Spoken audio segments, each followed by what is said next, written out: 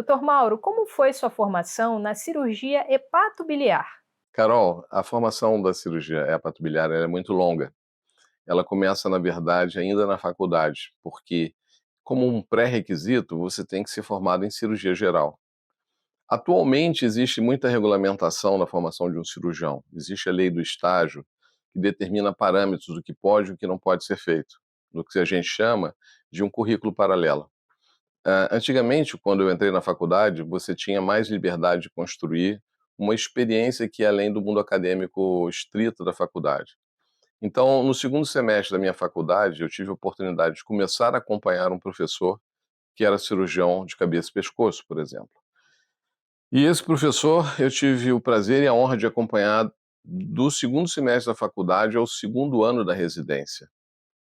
Então, foi um longo período de formação. De modo que, antes mesmo de terminar a faculdade, eu já tinha conseguido construir um conjunto de competências que hoje demora mais para construir. São competências afetivas, cognitivas, mas, sobretudo, psicomotoras. Quer dizer, aquela habilidade de dar um ponto direito, de fazer uma incisão, né, um corte no paciente direito, de saber utilizar as pinças, fazer os tempos básicos da cirurgia, que são diarese, exerese, hemostasia e síntese. Ou seja, o acesso ao local operatório, a retirada ou a confecção do que precisa ser feito, o controle do sangramento e a reconstrução do corpo como era antes da cirurgia. Terminada a faculdade, então, na qual eu tive a oportunidade de fazer monitoria em anatomia e monitoria em cirurgia, que também foram muito importantes para o conhecimento do terreno de trabalho que é o corpo humano, eu tive a oportunidade de fazer uma residência de 3 anos em cirurgia geral na UFRJ. Minha faculdade foi na Universidade Federal, que é a antiga FEFERJ, que era a Federação das Escolas Federais Isoladas do Rio de Janeiro. Depois ela se transformou FEFIEG, não, anteriormente era FEFIEG, depois FEFIERJ e Unirio posteriormente. A residência, então, foi em cirurgia geral na FRJ, no Fundão. Foram 3 anos em diferentes especialidades: cirurgia geral, eh, coloproctologia, ginecologia, cirurgia vascular, cirurgia cardíaca, cirurgia torácica, isso tudo na formação de um cirurgião geral. E urgência e emergência. Posteriormente a isso, eu continuei a minha formação em cirurgia oncológica no Instituto Nacional do Câncer. Foram 2 anos de cirurgia oncológica e 1 ano de endoscopia oncológica no convênio da UF com o INCA.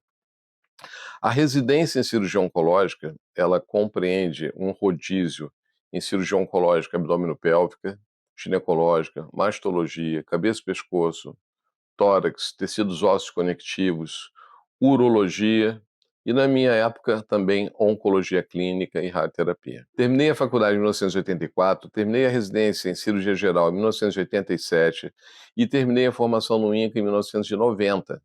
Retornei ao INCA em 1991, tive uma experiência muito curta fora do Rio de Janeiro. Retornei como staff. E em 1995, eu ganhei um concurso de seleção de currículos para uma bolsa no melhor hospital de câncer dos Estados Unidos, que era o Memorial Sloan Kettering Cancer Center de Nova York. E fiquei nesse hospital 3 meses como observador, um fellow de observação, somente em cirurgia de fígado e pâncreas, observando o professor Leslie Blungert e o professor Murray Brennan, que eram os maiores expoentes dos Estados Unidos nessas 2 especialidades. Quando eu volto ao Brasil dessa formação, o Dr. Marcos Moraes, que era o diretor do Instituto Nacional do Câncer, me exigiu a elaboração de um projeto para o Instituto Nacional do Câncer, e que eu tive a honra de liderar, né, com a participação de outros colegas também da seção cirurgia abdominopélvica e da radiologia. O que a gente fez nesse projeto foi realmente preencher um vazio, preencher um gap de uma década entre o que se fazia no Brasil e o que se fazia nos Estados Unidos já. Então a gente conseguiu incorporar algumas tecnologias, como o ultrassom intraoperatório, as terapias de ablação de tumores do fígado e também algumas estratégias de tratamento, como a cirurgia em 2 tempos, a embolização portal naquela ocasião. Em 1995, portanto, a gente fundou o grupo de fígado do Instituto Nacional do Câncer, de modo que os cirurgiões especializados em fígado é que fariam as cirurgias hepatobiliares.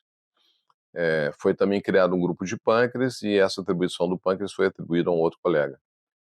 Então, é uma experiência acumulada desde 1995, especificamente nessa área. Em 2004, eu fiz um pós-doutorado na Nova Zelândia em cirurgia hepatobiliar, cujo foco do nosso trabalho era a radioterapia intrahepática injetável, a radioterapia interna seletiva. Em inglês, a sigla é SIRT, SIRT, Selective Internal Radiation Therapy. Se trata da injeção intraarterial hepática através de um catéter de substâncias radioativas que vão atuar nos tumores, porque esses tumores captam primordialmente o sangue arterial e não o sangue portal, que é o sangue que nutre a maior parte do fígado saudável. Então, isso foi uma experiência com 100 pacientes e que foi publicada, virou um capítulo do principal tratado mundial de cirurgia da área.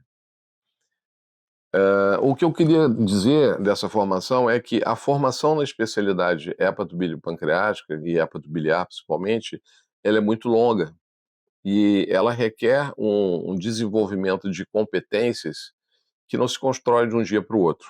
Demora décadas. E eu acho que a maioria das pessoas não sabe isso.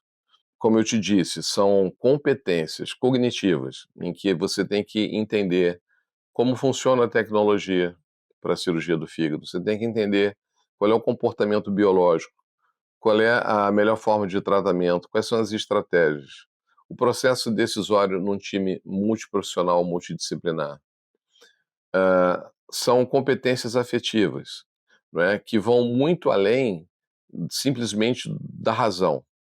Então, é um feeling, é um sentimento de se isso pode dar certo, se isso vai dar certo especificamente nesse paciente, né? Qual é o melhor tratamento para esse paciente. E, sobretudo, as habilidades psicomotoras, ou seja, a habilidade de operar, a habilidade de trabalhar bem com a cirurgia convencional, com a videocirurgia. E isso é o que a gente faz hoje em dia, né? Desde 1991, eu treino pessoas para fazer esse tipo de cirurgia no Instituto Nacional do Câncer. Então, basicamente, é isso. E eu acho que isso faz muita diferença para o resultado, né? A experiência é tudo na seleção do paciente, na seleção da doença do paciente, na seleção da forma de tratamento, na sua execução e na supervisão do acompanhamento após a cirurgia realizada. Porque chegar à cirurgia é o resultado de um processo que demorou algum tempo, na análise da doença, na análise das condições clínicas do paciente, na decisão da melhor estratégia e naquelas horas que você passa operando o paciente, utilizando as técnicas que vão evitar o sangramento, o sofrimento do fígado, a manutenção do fígado saudável, a garantia de uma margem livre de doença, ou seja, certeza de que não ficou nenhum tumor. Mas tem o pós-operatório, e o pós-operatório é um período de observação, de recuperação do paciente, de recuperação das funções do fígado. Isso também requer experiência para reconhecer uma complicação precoce e saber intervir no momento certo, da forma certa. Dr. Mauro, muito obrigada por contar sua experiência.